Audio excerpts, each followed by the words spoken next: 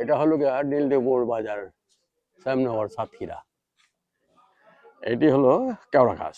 আর এটা হলো গিয়া এইখান থেকেই মনে করেন ভোটগুলা ছাড়ে এই পুরো সুন্দরবন মনে করেন যে ঘোরায়। 3 থেকে 3.5 ঘন্টা লাগে। 3 থেকে 3.5 ঘন্টা লাগে।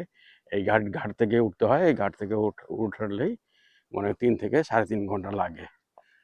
এই এই সুন্দরবন, এই সুন্দরবনের যেহেতু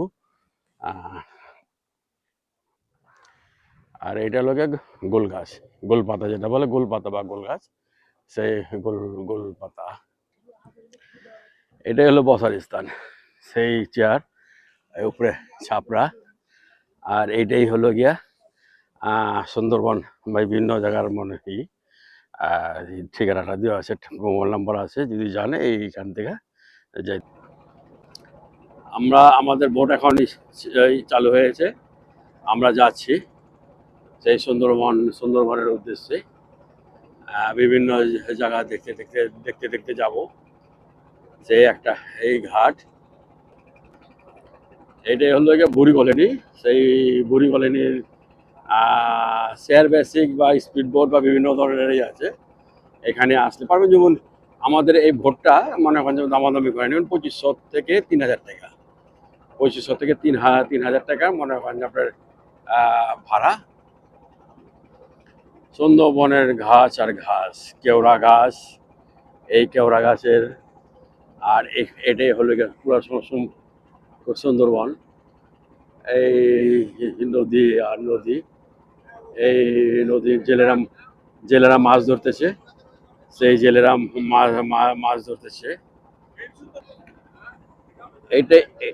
এটাই হলো গিয়ে খোলপেটুয়া, সেই খোলপেটুয়া নদী।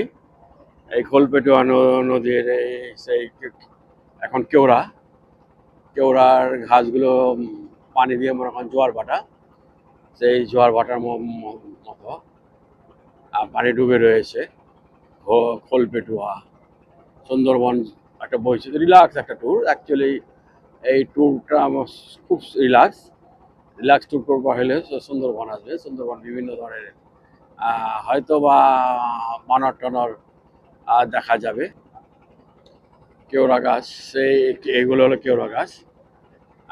কেওড়া গাছের কাদাগুলো দেখা যাচ্ছে, কেওড়া গাছের নিচের এখন হলো গিয়া ভাটা, সেই পানিগুলো মনে হয় যে পেয়ে গেছে। যে কেওড়া গাছের